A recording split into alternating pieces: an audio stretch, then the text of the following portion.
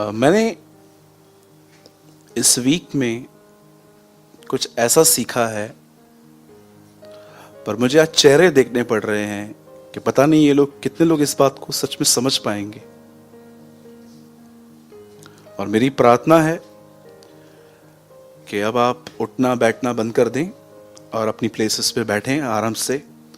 और मैं इतना कहना चाहता हूं, अगर आज का वर्ड नहीं समझा तो मुझे लगता है ये आप इसलिए नहीं समझ पाओगे क्योंकि कहां ना कहां आप यहां पर भी बैठकर कहीं और हो। और मैं आपको बताना चाहता हूं, ये स्पेशली परमेश्वर ने एक मुझे अपनी पर्सनल लाइफ में ये वर्ड दिया है। सुनिए, आप जानते हैं जब आप परमेश्वर के साथ संगति करेंगे, जब मैं कहता हूं फेलोशिप, आप में से कितने लोग ये बात जानते हैं? प्लीज पॉजिटिवली लेना। जब आदम और हवा के बीच में पहली बार शारीरिक संबंध बने, तो जानते हो बाइबल इस चीज को क्या कहती है?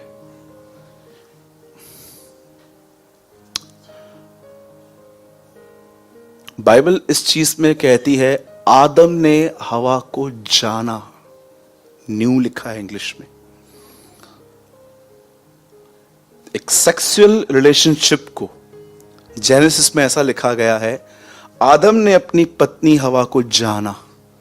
वहां पर यह नहीं लिखा गया कि उनके बीच में शारीरिक संबंध हुए, ऐसा लिखा है उन्होंने जाना। एक फिजिकल था।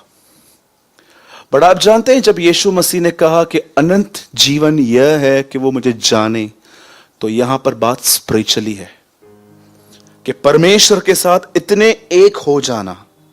क्योंकि लिखा है जो प्रभु के साथ संगति में रहता है वो उसके साथ एक आत्मा हो जाता है। और जानते हैं जब परमेश्वर पुराने नियम में अपने दो बच्चों को बनाने के बाद जिस चीज को उन्होंने किया और उसके बाद उनमें से संतानें पैदा हुई, परमेश्वर कहता है कि इन दोनों ने एक दूसरे को जाना। और ये सेम वर्ड जॉन 17:3 में लिखा गया है कि अनंत जीवन यह है कि हम परमेश्वर को जाने। पुराने नियम में जब बात लिखी गई है जानना, तो वहां पर शारीरिक लिखी गई है, पर जब नए नियम में लिखी गई है तो वहां पर स्पिरिचुअल वे से लिखी गई है। जैसे कि आप सब जानते हैं हस्बैंड और वाइफ के रिलेशनशिप के बीच में अगर वो एक साथ एक होते हैं तो इसे व्यभिचार नहीं, इसे उनका प्रेम कहते हैं। वैसे ही जब परमेश्वर कहता है कि तू मेरी दुल्हन है, मैं तेरा दूल्हा हूं, तो संबंध स्पिरिचुअली है। ठीक है? और सुनिए, जब आप परमेश्वर के साथ एक हो जाएंगे ना, तो मैं आपको बताना चाहता हूं आपके साथ एक ब्यूटीफुल एक्सपीरियंस होगा। आपको एक बहुत अच्छा अनुभव आपको होगा। आप जानते हो अनुभव क्या होगा? आपको कोई टीच करने की नीड नहीं पड़ेगी कि ये क्या है, ये क्या है। आप उन चीजों से प्रेम करने लग जाएंगे जिन चीजों से परमेश्वर प्रेम करता है, और आपको उन चीजों से नफरत हो जाएगी जिन चीजों से वो नफरत करता है। और ये आपको कोई पास्टर, कोई प्रचारक नहीं सिखाएगा, ये एक अनुभव मिलेगा आपको। अगर आपको ये एक्सपीरियंस नहीं मिला है कि परमेश्वर जिन चीजों से प्रेम करता है उन चीजों से प्यार करना, और प्रभु जिन चीजों से नफरत करता है उन चीजों से नफरत करना, तो मैं आपको बताना चाहता हूं शायद आप अब तक सिर्फ बाइबल पढ़ने में बिजी हो, लेकिन परमेश्वर के साथ एक हो जाने का अनुभव आपको नहीं है।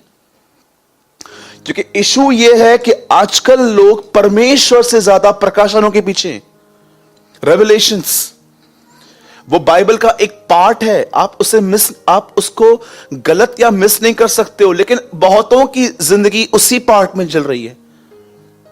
सिर्फ प्रकाशन, इस वचन का अर्थ, इस वचन का अर्थ, इस वचन का अर्थ, इस वचन का अर्थ। जैसे जैसे उनको नॉलेज मिलता जा रहा है उतना ही ज्यादा वो दूसरों को कम आंकते हैं। इसको क्या पता है, भले ही वो मुंह से नहीं कहते हैं, लेकिन उनका माइंड चलता रहता है। इसीलिए आप देखिए खुदावन ने क्या कहा ओल्ड टेस्टामेंट में कि भले और बुरे का ज्ञान का वृक्ष जो है, तुम्हारा नॉलेज भले और बुरे का वहां से नहीं, मेरे साथ कांटेक्ट में आने के बाद मिले तो ज्यादा अच्छा है। अब सुनिए, जो चीज मैंने इन दिनों में लर्न की जो परमेश्वर को पसंद नहीं है, वो मैं आपके साथ शेयर कर रहा हूं। और मैं अपने आप को बिल्कुल मैं ढीला छोड़ रहा हूं, परमेश्वर मुझे जहां ले जाए। आप जानते हो पुराने नियम के अंदर ऐसा लिखा गया है कि शैतान ने दाऊद को उकसाया कि इज़राइल की पब्लिक गिने, और यह बात प्रभु को बुरी लगी, और उसके बाद लिखा गया है प्रभु ने बहुतों को मार दिया। मैं एक बात सोच रहा था यहां पर, यह कौन सा पाप है, क्या गुनाह है कि प्रभु को इतना गुस्सा आया। आप में से बहुत सारे लोगों ने इस वचन को पढ़ा होगा कि एक समय था जब दाऊद ने इज़राइल की गिनती की थी पूरी, और यह बात प्रभु को बहुत बुरी लगी थी, और ऐसा लिखा गया है कि उसके बाद प्रभु इज़राइल को मारने लग गया। आप जानते हो क्यों उसने पब्लिक गिनी? क्यों? आपको पता है, जब दाऊद देख रहा था कि हर जगह युद्ध का माहौल था, हर जगह पे लड़ाइयां हो रही थी, तब दाऊद ने लोगों को गिनना चालू किया कि अगर कल लड़ाई लग रही है, कल इज़राइल के ऊपर भी कुछ आ रहा है, तो क्या हम रेडी हैं? एक व्यक्ति इतिहास जानता था कि परमेश्वर थोड़े से लोगों को लेकर बड़ी बड़ी लड़ाइयां जीत चुका था, अब भी वो गलतियां सेम गलतियां कर रहा था, और परमेश्वर को यह बात बुरी लगी जब उन्होंने ताकत परमेश्वर में नहीं लोगों में ढूंढी। आइज़ाया में लिखा गया है, ये कहते हैं हमारी सहायता मिस्र से आती है। आपको पता है, जब आपके ऊपर प्रॉब्लम आती है और आपका पहला फोकस इंसान होता है, यह बात नफरत करता है खुदा कि यार ये लोग किधर जा रहे हैं, जबकि मैं इनके साथ हूं, मैं इनके साथ खड़ा हूं, मैंने इनको अनुभव दिया है पुराने नियम में लाल समुंदर का, मैंने इनको मन्ना दिया था, मैं आगे आके चलता रहा था इनके, ये अभी भी लोग ढूंढ रहे हैं। बहुत सारे लोग हैं मसीह के अंदर, दुआएं यीशु के नाम में करते हैं, मदद की आशा किसी और से करते हैं। They are idol worshippers, the Bible says.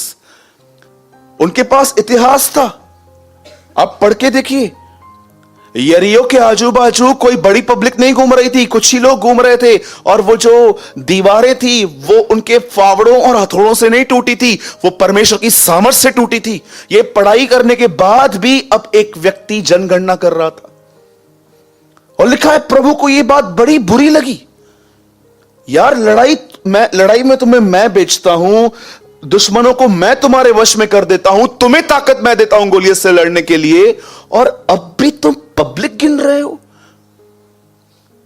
जानते हो इसे आप अपने लाइफ पे कैसे अप्लाई कर सकते हो?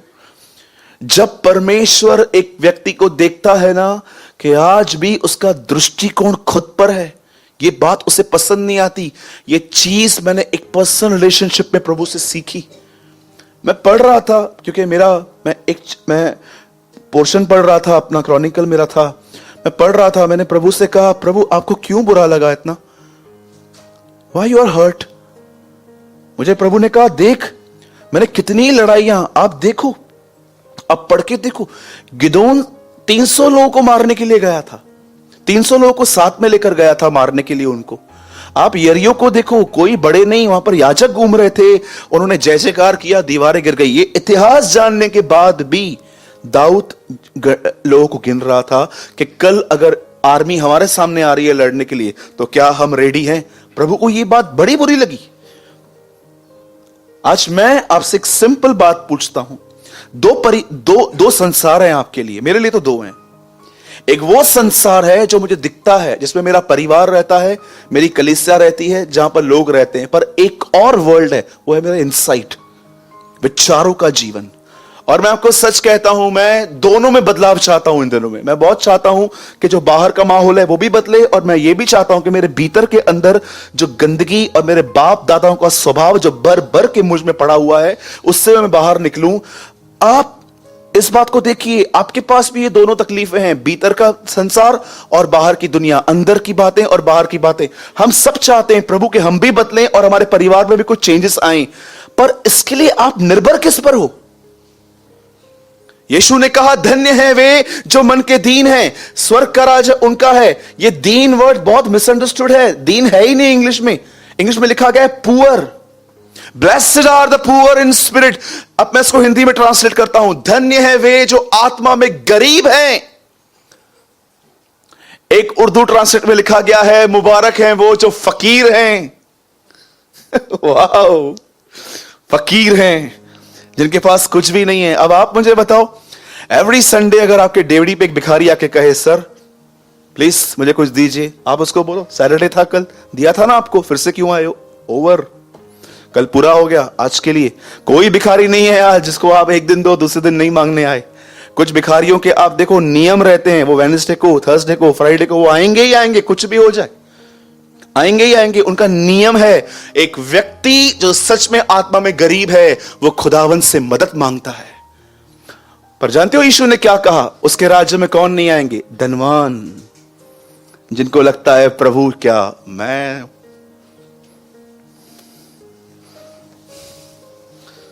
अब बटन मारा हुआ है, छोड़ो, कॉलर ऊपर। जब बाइबल कहती है धनवान उसके राज्य में नहीं आएंगे, तो याद रखना बाइबल वहां पैसों की बात ही नहीं करती है, क्योंकि बहुत सारे गरीब लोग भी बड़े घमंडी हैं। मैंने बहुतों को देखा है, गरीब भी हैं, घमंडी भी हैं। लेकिन बहुत सारे मैंने ऐसे भी लोग देखे जो बहुत रिच हैं पर हम्बल हैं।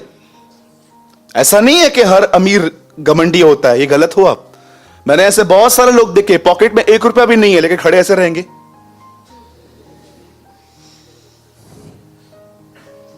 नीचे हो, नीचे नीचे बैठ। और मैंने बहुत सारे अमीर लोग भी देखे। आप बिलीव कीजिए, एक बार मैं एक मीटिंग में गया था, एक बहुत बड़ा व्यक्ति मुझे एयरपोर्ट पे लेने के लिए आया था, और मैंने जब उसको देखा तो मैं हैरान हो गया कि ये कैसे आ गया यहां पर। और उसने तो हद ही पार कर दी। मेरे कार के पास आया, दरवाजा उसने खोला, बोला सर। मैंने कहा भाई आप मत करो, आप इतना कर रहे हो उल्लासनगर में, मुझे तो पूरी कलीसिया लेके आनी पड़ेगी। ऐसा नहीं है कि हर गरीब जो है वो घमंडी। बहुत सारे ऐसे भी लोग हैं जिनको पॉकेट में भले पैसे कम होते हैं, बट एटीट्यूड लाखों का है उनके पास, लाखों का। किसी भी घर में जाएंगे ना, एक बार उनको बोलो चाय पियो, पियो ना। तीसरी बार क्यों, 2 बार क्यों नहीं पिया? Respect, respect. कोई 2-3 बार, जब तक मुझे, यीशु ने नहीं कहा काजू बनो, यीशु ने कहा नमक बनो। कभी सुना है नमक 100 रुपया किलो? कांदा बहुत महंगा हो गया है इन दिनों में, नमक नहीं हुआ है। एक आदमी ने कहा नमक स्वाद अनुसार और कांदा औकात अनुसार। एक आदमी सब्जी सिखा रहा था, तो वो बोलते ना इतना इतना डालो, तो उससे बोला नमक कितना डालूं? बोला स्वाद अनुसार। बोला कांदा औकात अनुसार। तो यीशु ने क्या कहा? बोलो अपने बाजू वाले को नमक बनो। हाँ, आप सोचो मेरी बहनों, आप एक सब्जी बना रहे हो, सुबह से लेकर रात तक कढ़ाई में लगे पड़े हो। आपको कुछ देखना भी है तो आप किसको बोल के जाते हो? तू देखना, तो मैं आ रही हूं। होता है ना ऐसा? मैंने मम्मी, अरे हमारे घर में भी औरतें दिखती हैं सब। कभी कभी होता है, मेरी माँ भी जब कुछ बनाती है और उसको कुछ देखना रहता है तो टीवी में, तो वो बोलती है देख तो तू, और मैं खड़ा हो जाता हूं। क्या करूं? वो जब ऊपर आएगा ना तो गैस कम कर देने का। तो मैंने कहा हाँ, एक बार मेरे को मेरी माँ ने काम पे लगा दिया था। एक बार मेरी मम्मी कुछ बना रही थी तो उससे बोला इधर आ। तो बोला क्या हुआ? बोला 1 मिनट रुक। पुराने दिन थे, हम खुदा में नए नए थे, और मेरी मम्मी वो देख रही थी, सास भी कभी बहू थी। उसमें वो मर गया था मिहिर, बा भी मर गई थी। बा का पता नहीं कितनी बार पुनरुत्थान हुआ था, रोज मरती थी रोज जिंदा होती थी। देखे होंगे ना आपने। वो नकली आंसू बहाते हैं, उनको देखकर हम असली आंसू बहाते। वाह वाह। और मेरे जवान भाइयों, जब आप टीवी चलाते हो ना, ध्यान देना, अंबुजा सीमेंट की जो एड है ना, वो भी लड़कियां कर रही हैं आजकल। जितने लोग क्रिकेट के फैंस हैं, मैं आपसे एक बात पूछना चाहता हूं, कभी आपने देखा था पहले क्रिकेट में चौका लगने पर लड़कियां डांस करें? ये क्यों आई है? चौका लगने के बाद देखा है आपने? इनका क्या काम है? निकालो इनको इधर से। और बहुत सारे लोग जब स्टेडियम में जाते हैं ना, टिकट भी इनके सामने वाली सीट पे लेते हैं। बेशरम। देखो पता नहीं क्या क्या हो गया है आजकल। आपको हैरान नहीं करती है ये बातें? मैं तो देखता तक नहीं हूं इन बातों को, लेकिन मैं न्यूज़पेपर पढ़ता हूं, और वो भी मैं पूरा खाता नहीं हूं, हेडलाइन पढ़ के मैं छोड़ देता हूं। हाँ, जब मुझे गाजा और इजराइल के लिए पढ़ना रहता है तो मैं पूरा पढ़ता हूं, कि मैं जानूं कि मेरे बाप दादाओं के नगर में क्या हो रहा है। तो मैं वहां पर जाता हूं, पूरा अंतर्राष्ट्रीय पढ़ता हूं कि गाजा में क्यों ऐसा हुआ, ये सब, क्योंकि ये सब बिब्लिकल है। क्योंकि हम एक ऐसे शहर के लिए पढ़ रहे हैं जिसका इतिहास हमारे हाथ में है। तो वो एक अलग बात होती है। बाकी मैं लास्ट पेज पे तो मैं जाता ही नहीं हूं, मुझे पता है वहां पर कौन लोग खड़े होते हैं। आप भी थोड़ा ध्यान दीजिए, क्योंकि वासनाएं हमारे अंदर हैं और बहुत सारे चित्र हमारे वासनाओं को भड़काते हैं। ठीक है, बी केयरफुल। तो मैं ये कहना चाहता हूं, आप किस पे निर्भर हैं? कहीं ऐसा तो नहीं है कि आपके पास जब तकलीफ आती है तो आप मोबाइल घुमाना चालू करते हैं? इससे मैंने लास्ट टाइम लिया था, ये नहीं देगा। इसको करके देखता हूं, नहीं ये तो है ही खड़ूस, ये बड़ा दयालु है, इसको पागल बना सकते हैं। हेलो, हाँ 10 पड़ा है क्या? हाँ क्यों, क्या हो गया? वो मेरा वीसी निकलने वाला है तो अगले महीने, उधर से उसमें से ले लेना। बचो इन पाखंडियों से, बचो। ये परमेश्वर पे निर्भर लोग नहीं है। अरे 2020 में एक कमिटमेंट करो प्रभु से, प्रभु को बोलो, प्रभु मैं भूखा रहूंगा, मैं फास्टिंग करूंगा, पर मैं किसी से मांगूंगा नहीं। अरे परमेश्वर आपके डिसीजंस को रिस्पेक्ट करेगा। वो जब देखता है ना कि दानियल जब उस बेबीलोन में गया और उसे रिफ्यूज किया कि मैं राजा का भोजन नहीं खाऊंगा, लिखा है परमेश्वर ने खोजों को उस पर दयालु कर दिया था। परमेश्वर ऐसे लोगों को आपको मिलाएगा जो आपके साथ मिलेंगे, जो आपको आगे ले जाएंगे।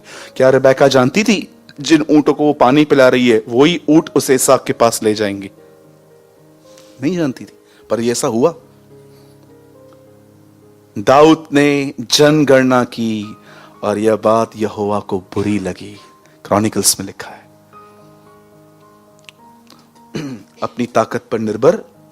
देखिए, ये तो सिर्फ मैंने आपको थोड़ा सा बताया, ऐसी हजारों और लाखों बातें हैं जो खुदा आपको पर्सनल फेलोशिप में सिखाता है कि ऐसा मत कर, ऐसा मत कर, ऐसा मत कर, ऐसा मत कर। आप मुझे बताइए, इस चर्च को चलाने के लिए बहुत पैसों की जरूरत पड़ती है। मैं आपको सच कहता हूं, शायद मैं आपको चर्च का खर्चा बताऊंगा तो आप बिलीव ही नहीं करेंगे, बहुत खर्चा होता है। पर इसका मतलब ये नहीं है कि अगर आप में से कोई रिच है तो मैं आपके साथ फ्रेंडशिप करूंगा और फिर मैं आहिस्ते आहिस्ते आहिस्ते आहिस्ते इमोशनली आपसे बात करूंगा। हमारे पास बहुत तकलीफ है, आपको तो खुदा ने इतना दिया है। मेरे को उसने अगुवाई की है, दो मुझे। मैन ऑफ गॉड ने बोला है। ये सब ट्रिक्स सब बंद करनी है, ये सब गलत हैं। खैर मैं तो कभी इनमें गया भी नहीं हूं, लेकिन मुझे बहुत सारे लोग बताते हैं कि ब्रदर ऐसी सी बातें हैं, बहुत बचिए। मैं इतना जानता हूं, जब यीशु मसीह ने अपने चेलों को कहा जाओ, तो उसने कहा बटुआ मत लेना, डोंट डिपेंड ऑन मनी। मेरा काम पवित्र आत्मा से होगा, न कि इन पैसों से। पैसा हमें चाहिए, और मैं आपको सच कहता हूं, मैं विश्वास करता हूं कि प्रभु हमारी जरूरतों को पूरा करेगा। आमीन।